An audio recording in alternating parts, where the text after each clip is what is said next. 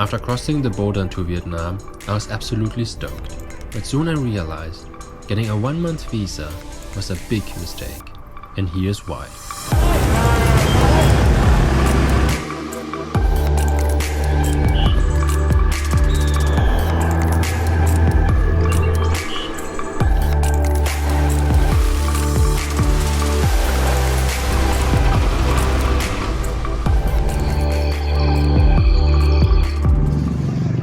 Good morning from Hanoi. Dang, it's freaking packed. So today I'm just gonna walk around, shoot, and hopefully get a haircut. My hair is super long.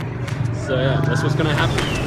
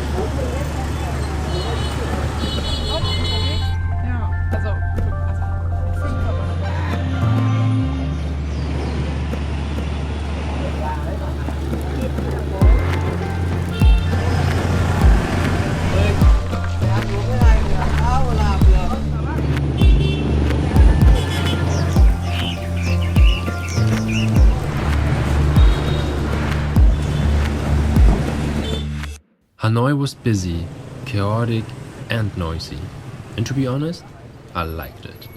But after spending a week in the city and after getting a new haircut, I was happy to leave for the countryside.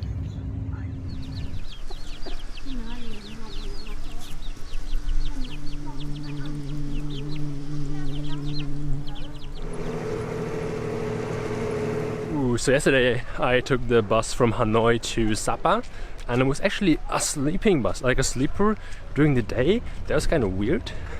But anyways, now I'm in Sapa, and it's famous for the rice terraces, and I'm here with a few other people there over there. And we're gonna go for a hike now. I'm trying to see this.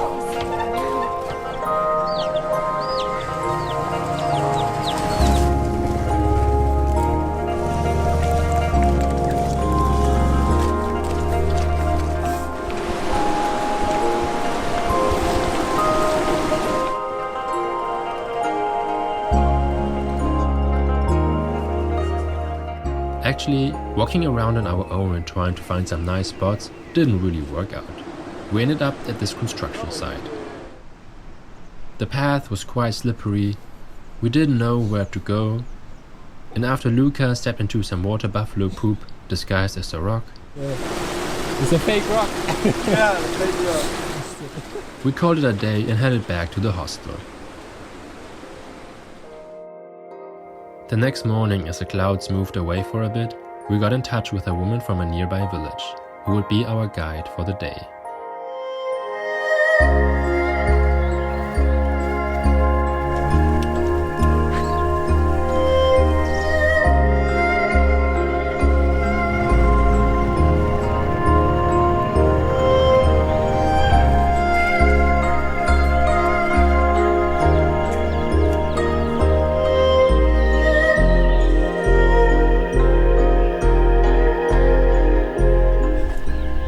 This is so pretty.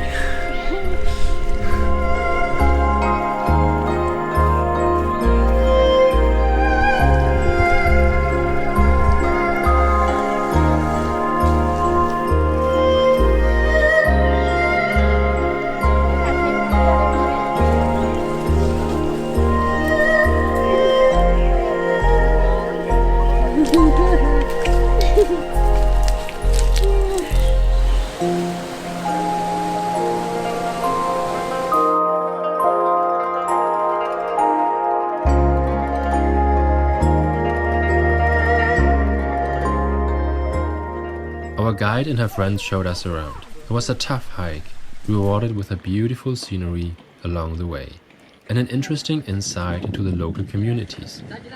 As the area around Sapa lies on a high altitude, it gets pretty cold during winter.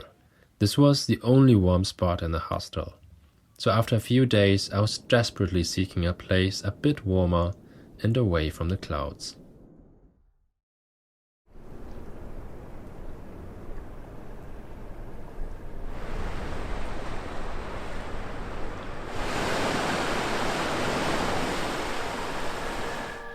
Welcome to Katba, an island in the middle of the world famous Halong Bay. Only a few hundred kilometers away from Sapa, life here is a whole lot different and warmer.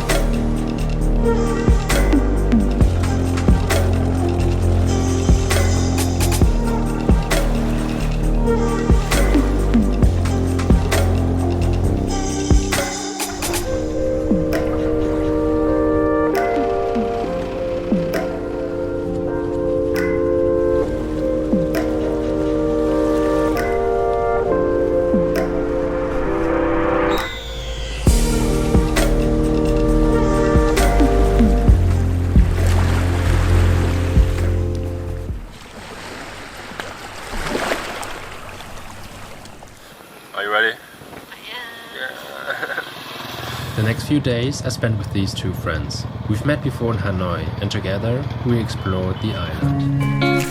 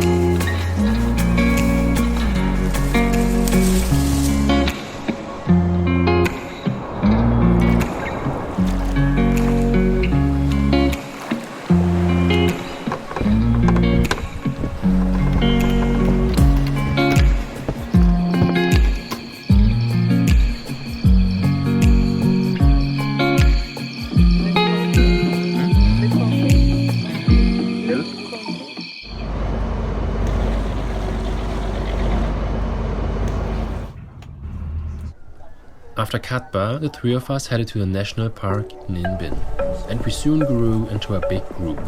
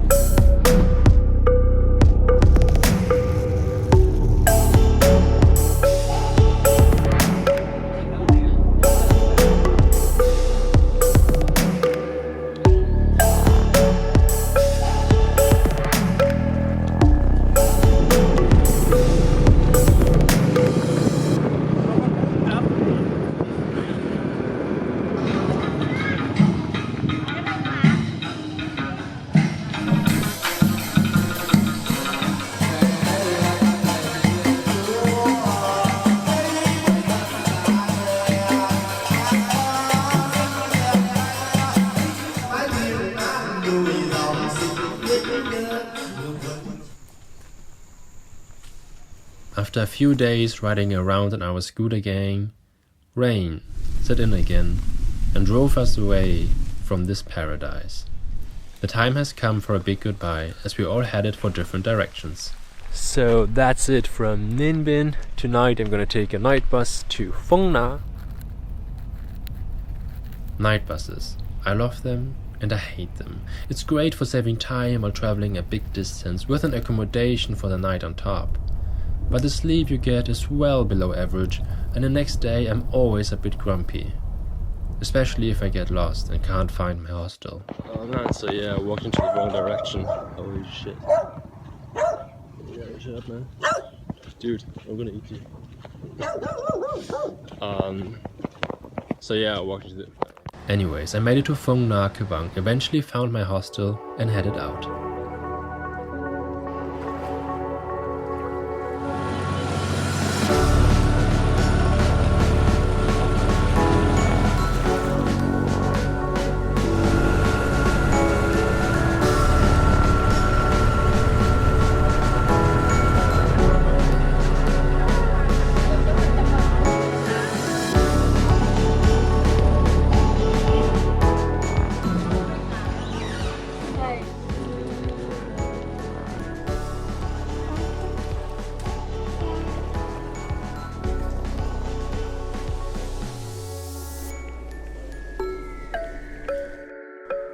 If you're somewhat more ambitious when it comes to caves, there are a lot more in this area.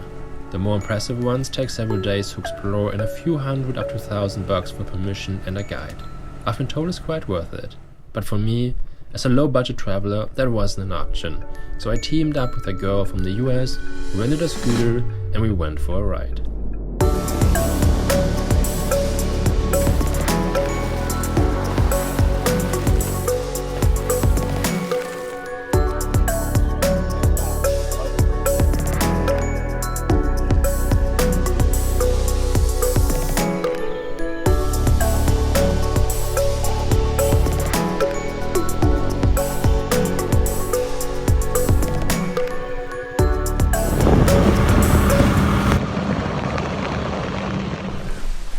Start to rain again. Now we're at the botanical garden.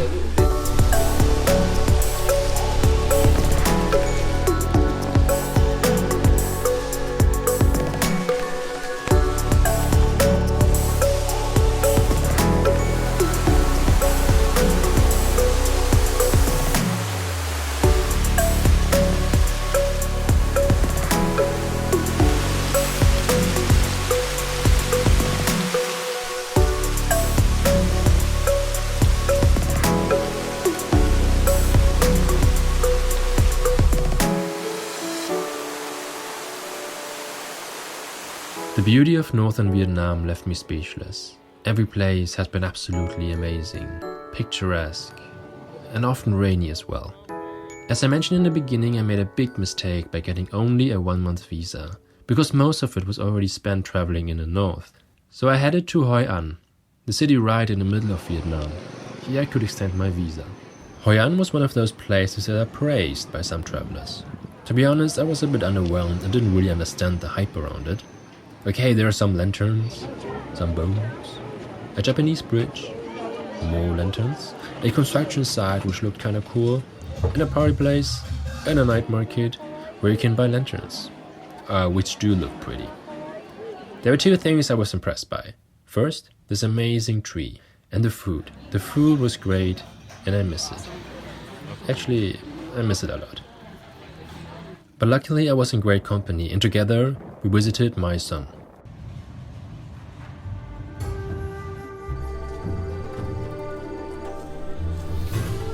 My Son is a Hindu temple complex, built between the 4th and 14th century. It got heavily damaged by the US military during the Vietnam War.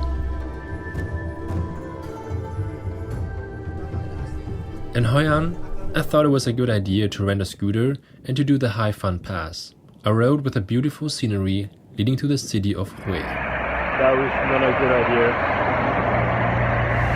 Everything's wet. I took a wrong turn, and I still have maybe 80 kilometers in front of me.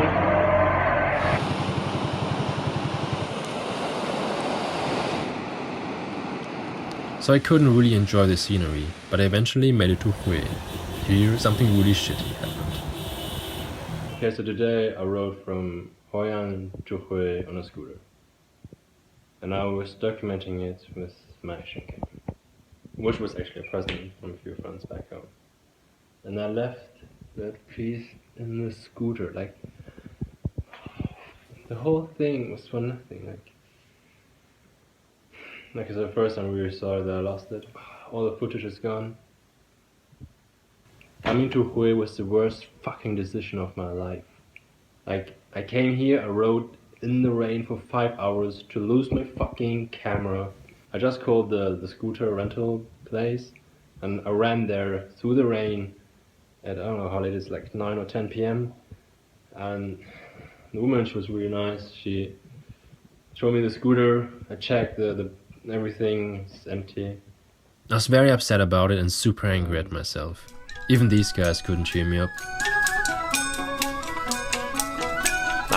They did cheer me up a little bit. So before I end this video, I want to say that if you travel for a long time, the chances that you lose something is quite high. And the best thing to do is not to be too upset about it, like I was. With that being said, thank you for watching, and I hope to see you in southern Vietnam.